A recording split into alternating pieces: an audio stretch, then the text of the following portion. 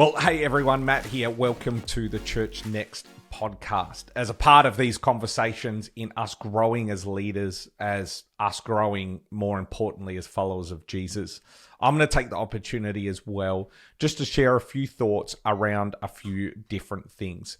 And today I want to talk to you as a leader, as a follower of Jesus. I want to talk to you about focus. You know, focus is one of the most powerful forces in our lives.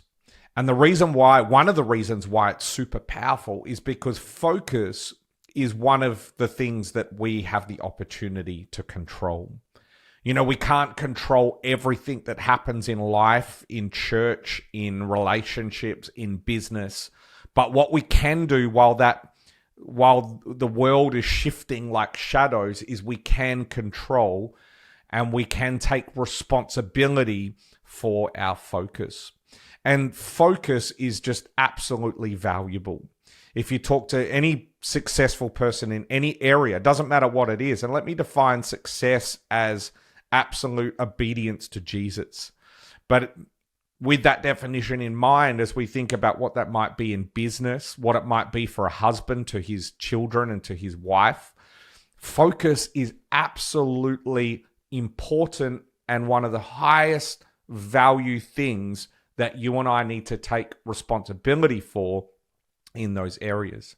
It's impossible in this day and age to have a healthy relationship, to have a healthy business, to have a healthy organization without you really locking in on focus. And so a question that I want to ask you today is probably twofold. Number one, what are you focusing on? What's grabbing your attention right now? What's pulling you off course out of what you should be focused on? Number one. So what are you focused on at the moment? And I suppose number two is probably the enemy of that question, if you like, which is kind of connected to this idea of like, what's pulling at your focus? What's taking you off track? I know for me as a apostolic type of person, a pioneer, an entrepreneur, and ideas orientated person, I love the idea of starting things. Ideas come naturally to me, but I know that if I'm going to achieve anything, I really need to focus. And so I want to suggest to you today that focus determines everything. If you're a business person, if you're a pastor, if you're a parent, if you're a husband or a wife, whoever you are, it doesn't really matter. Focus determines everything. Think about it in the context of sunlight and a laser light. The sun emits billions of kilowatts of energy that bathe the earth every single day.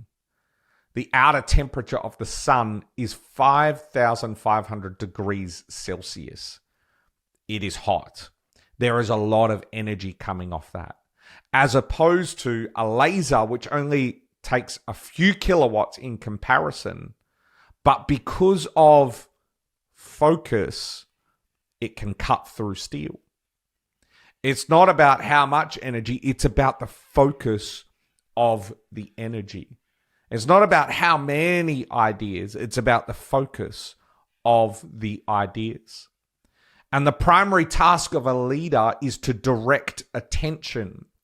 And to do so, the leader must have their focus set. They must be focused. Why? Because focus precedes any meaningful, fruitful action. Maybe we should say it like this. Focus precedes the right action. Action precedes success. And therefore, it's predicated upon your ability. Success is predicated upon your ability to choose to focus on the right things. You remember that story in Acts chapter 3 of the where Peter and John go to pray? And one of the things that Peter says to the paralyzed man at Gate Beautiful is he says to him, he says, "Look at us."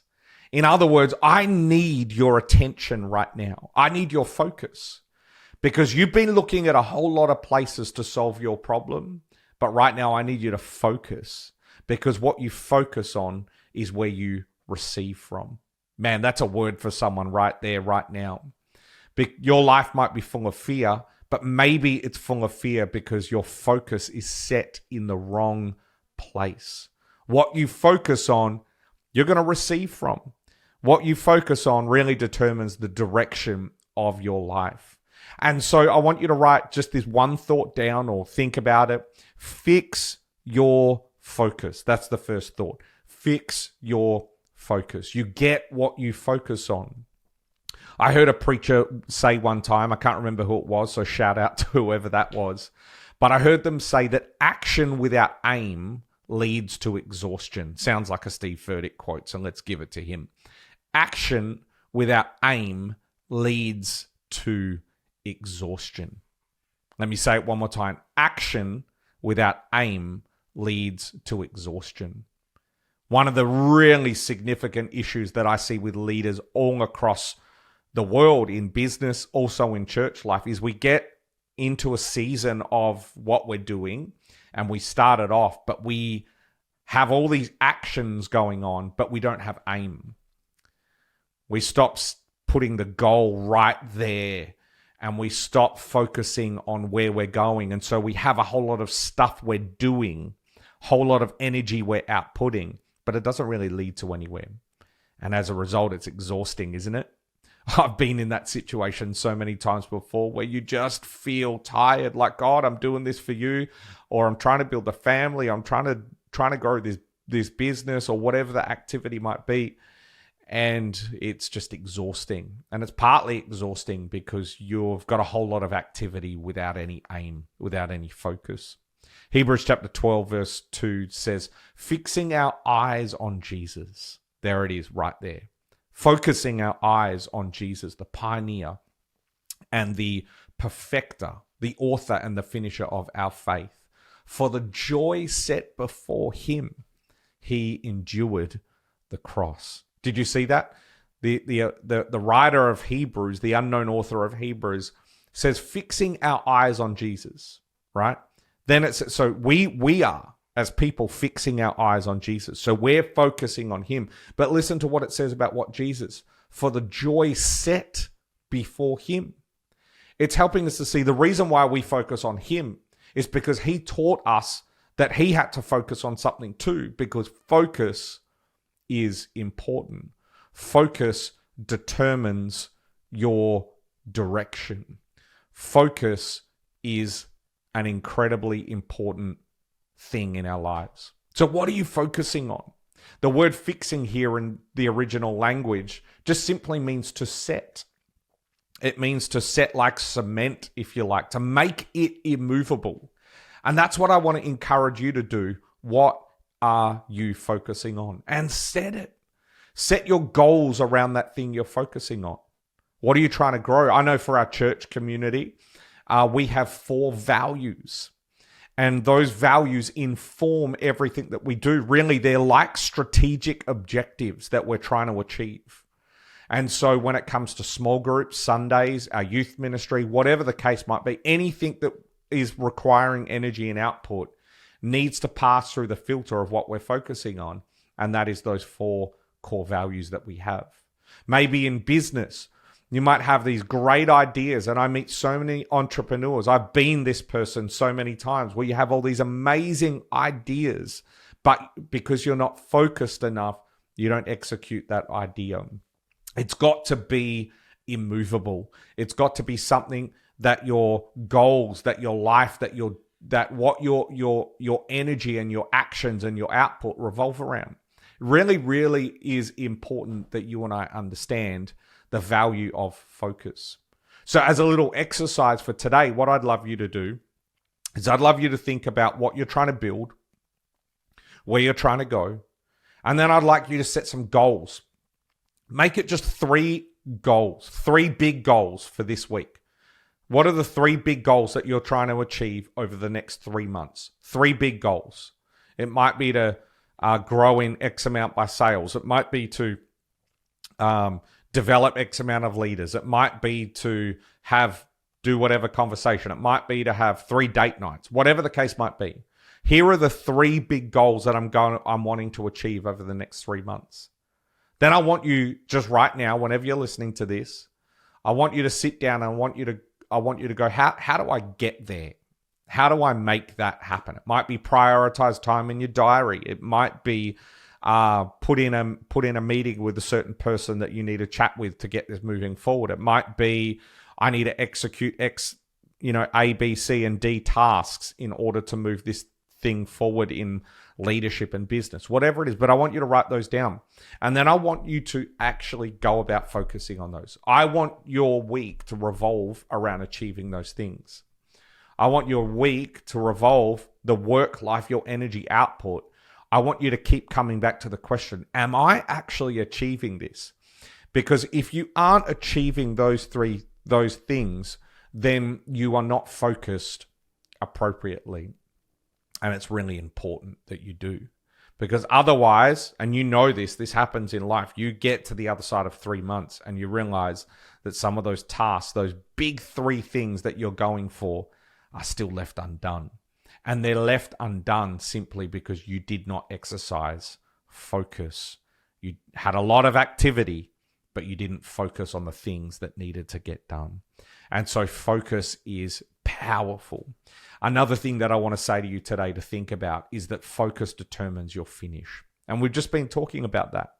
But where you finish is determined by your focus. If you've been in church long enough, you've heard the illustration of if a plane at the start is just 1 degree off course, just 1 degree off course at the start, it ends up in a completely different destination. And your life is like that. Your business is like that. Your marriage can be like that. Your raising of your kids can be like that. And so we've got to stay focused. And the biggest thing about this is, I reckon, for us, as we just kind of zoom in personally now on us being followers of Jesus, is we've got to make sure that our focus remains Him. Church life is just a vehicle to realign our focus on Him. Church life is not the be-all and the end-all. I pastor a church. I want people to be involved. I want people to be engaged. I want people to attend. I want all those sorts of things. But what I want more than that is I want people to be focused on Jesus. And so some of you are so busy doing church life, this, that, we're here, this, we're at that meeting, that meeting, that meeting. You've lost Jesus in the journey. And so I'd really encourage you to focus on Him. Focus on Him. The last thing that I want to say is just like Hebrews tells us to, that Jesus says for the joy that was set before Him. So I want you to set your focus. I want you to find your focus. I want you to fix your focus. I want you to find your focus. I want you to understand that your focus determines your finish. And I want you to set your focus. For the joy set before Him. Where was the joy? Where was the joy coming from? In front. Not behind and not in the present, but in front. It wasn't set on the now. His focus was set on the future. Focus allows you to go through some pretty big highs and some really big lows. But when you can understand purpose and when you understand where you are going, that's why we can look at death as followers of Jesus and say, death, where is your sting? Why? Because we can still live with a joy in the midst of pain. Why? Because our focus isn't here. This is all temporal. Our focus is on the finished work of Jesus. And Jesus's focus was on what He was about to achieve through His death, burial, and resurrection. And so we've got to focus on purpose, not focus on present. Did you hear that? Focus on purpose. Sometimes I think we're praying God change the circumstance, where God's saying, I actually allowed the circumstance because I wanted to change you. And so the reason why God's not answering our prayer is because He's actually trying to mature us and grow us. He allowed so many things to happen to the disciples in the New Testament church. And some of those things, everything that happened for a reason. And when we can focus on the purpose rather than focus on the present, it gives us power to keep progressing. And that's really important. Your decisions now are determined by what you focus on. So what are you focusing on? Because they determine how you're going to respond in this present moment to the different things that you're going through. And when you focus on your purpose, you're less likely to make decisions based upon the pain of the present moment. And instead, you're going to make decisions based upon the finished work of Jesus and what he's doing. And that's why we as followers of Jesus, we can praise in hard times. That's why as followers of Jesus, we can continue to be devoted through sickness. That's why we can continue to be generous in times where we're lacking.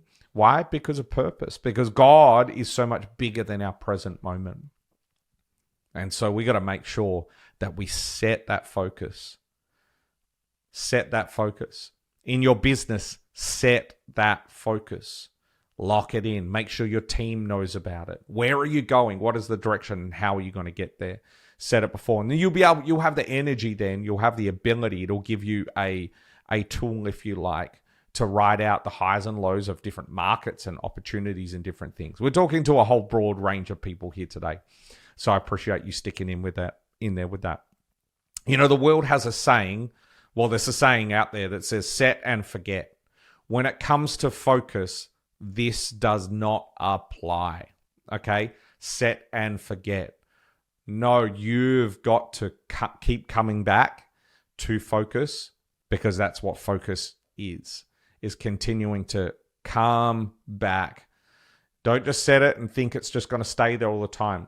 Focus requires your concentration, your energy, and your devotion. And so it's really important.